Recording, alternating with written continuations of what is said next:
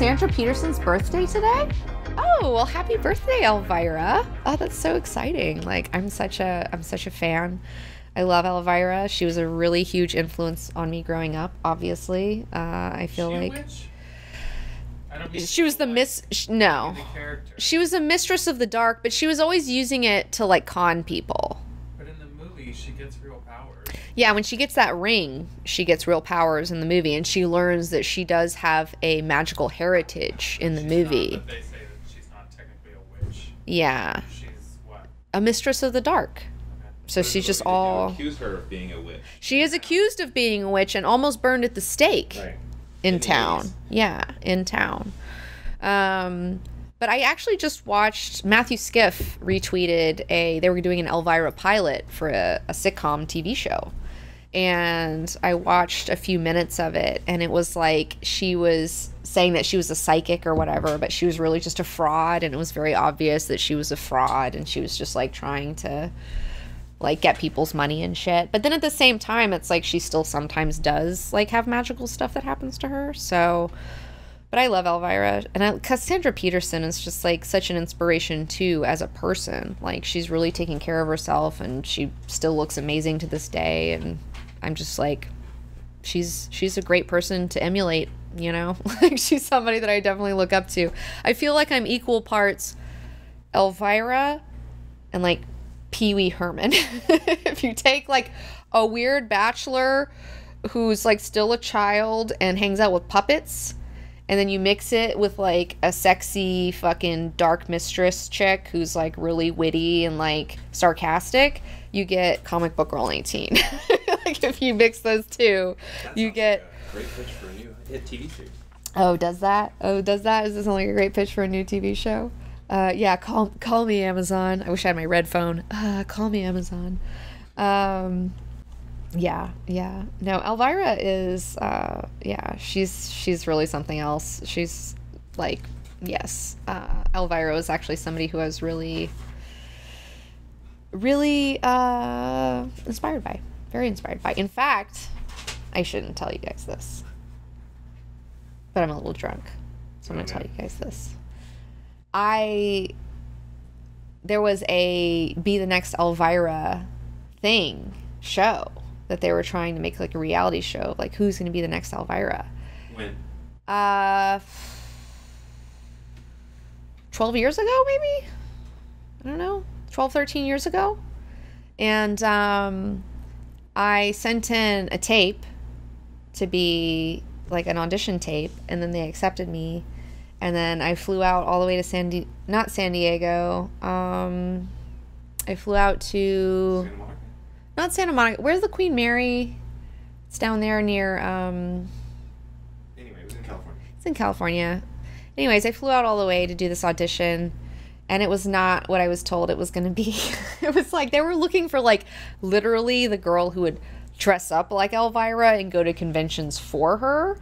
That was not what I was told in the email, and like I thought it was like the next horror hostess, because I love horror movies, and like it would be such a dream to be a horror hostess on television. Like, what a cool thing.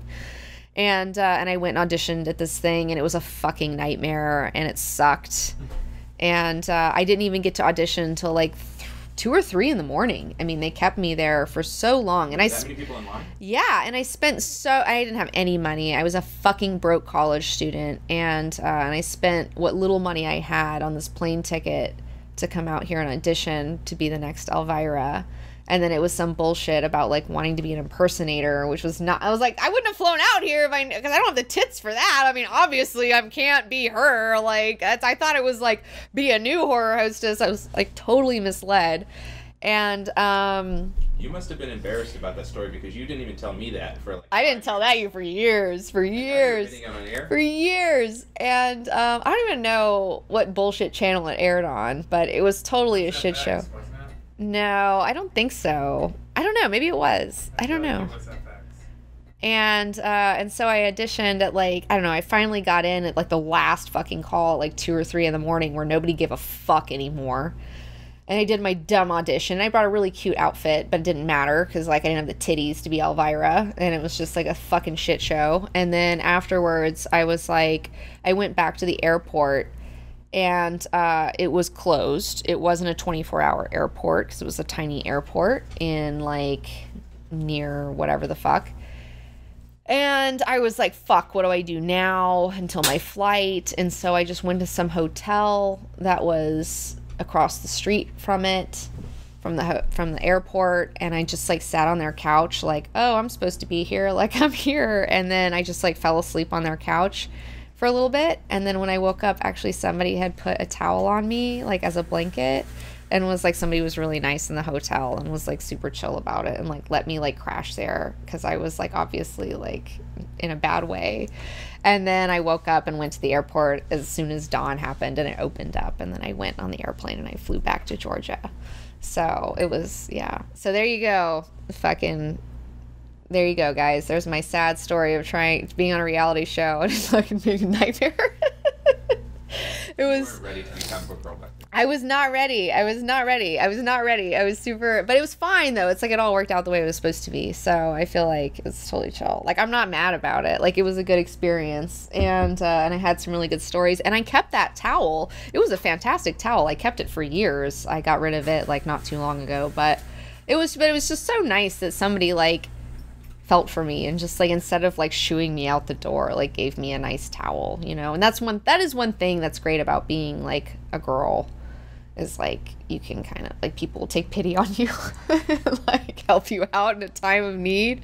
When you're a guy, you don't get that as much, and it super sucks. Like I feel bad for dudes in a way. So yeah. But yeah.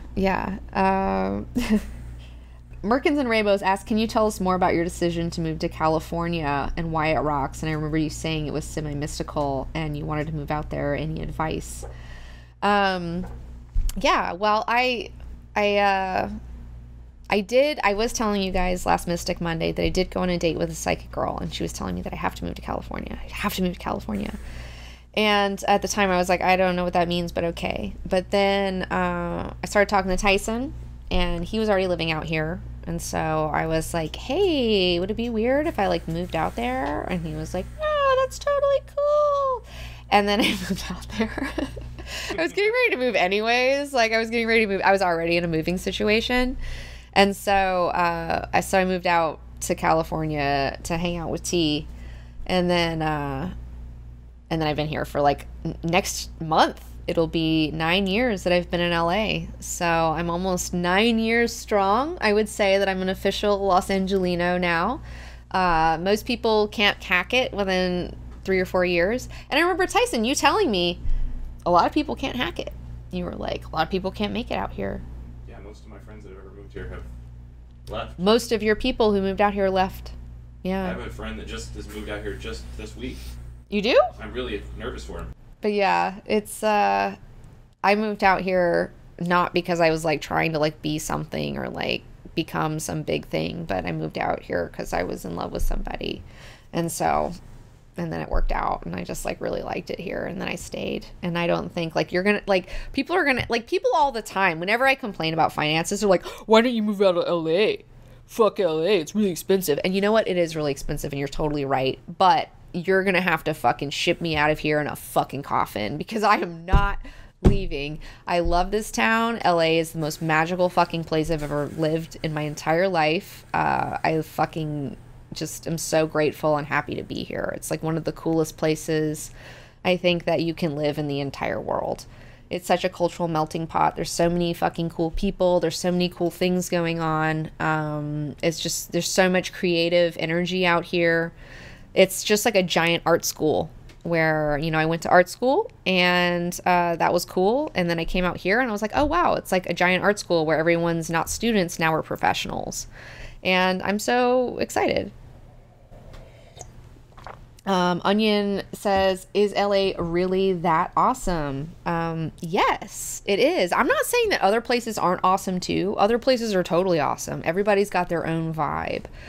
But the LA vibe really resonates with me in particular. and it's something that really works for me. And as somebody who grew up in the South, who grew up in Huntsville, Alabama, then lived in Savannah, Georgia, then lived in Columbia, South Carolina, and then back to Huntsville for a hot minute before I came out to LA, I never felt at home in any of those places. I never felt like I belonged in any of those places in the South. It just wasn't some place that worked for me personally. It works for a lot of people I know, and that's cool if you live there and and you vibe with that energy, that's great. But if you don't, then you need to find a place that you do vibe with. And I feel like LA is a place that I really personally vibe with. And I understand a lot of people have a lot of negative feelings towards LA, and that this place can be really shitty, and there is a dark side to it for sure.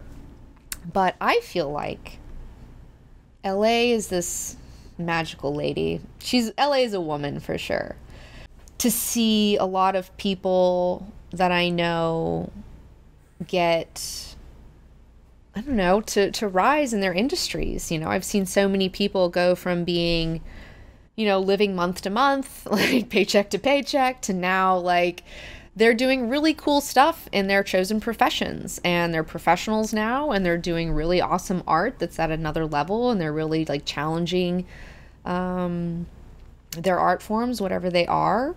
And that's really awesome. I'm really like excited to be a part of that, and it's really fucking cool.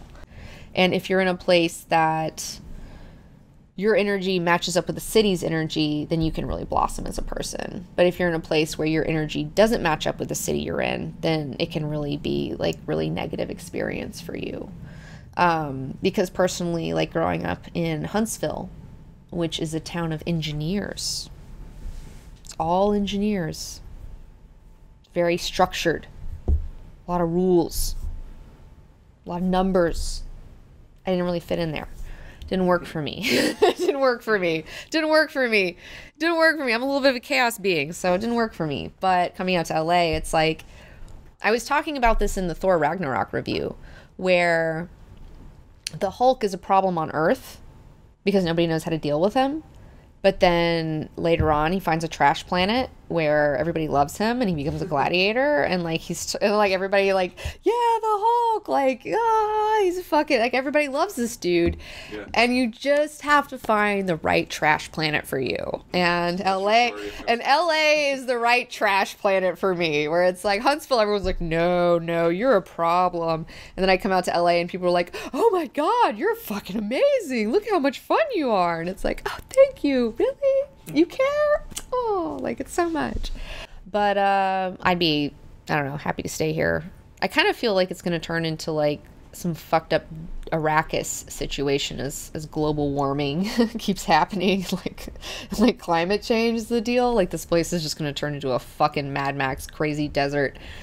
And I probably should leave, but I'll probably end up staying and then just like be a part of some weird Armageddon crew or something. I don't know. We'll see. But Onion asked, where else would I move? I don't really have another place. I mean, maybe up the coast, you know? I don't know. One thing that I do really like about the West Coast versus the East Coast is I feel like the East Coast is very, it's very much about where you came from, where you went to school, who you've worked with. Like, it's all this stuff of I don't know, it's all this shit where you have to like have this pedigree. And then in the West, it's like more about, dreamers, and like this is where a lot of people who have dreams and things like that come, and so that's more of like where I belong. It's less of a place that's very structured and more of a place that's like unstructured and more creative. I do better in places like that. Jorgensen asks, question, robot show Halloween episode this year or short haunted horror studio comic book again? Please do a Halloween episode, even a mini one. Yeah, I'm down. I mean, I'm down to do some Halloween shit. I love Halloween. Tyson's over there smiling. Tyson's over there like, oh, Robots Halloween special. What would Robots Halloween special consist of? Or maybe we do a regular episode. Maybe we do a regular episode. I don't know. We'll see. I'm interested though. I'm definitely going to do something for Halloween. Halloween episodes are some of my favorite ones. I know. I love our Halloween episodes. They're so much fun. I love Halloween. It's my favorite time. Yeah.